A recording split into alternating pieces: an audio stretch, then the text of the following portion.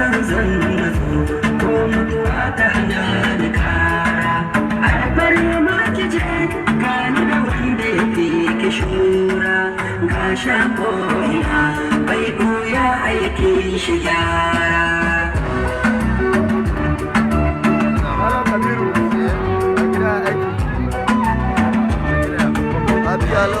Alhamdulillah zama sayyidi tunda na gane kana ganina alfahari dan ka tsabtace rayuwa na ba na hayar ka rasi imanin gurina nan wata gaibu ne kun yi wa fati mai gidana.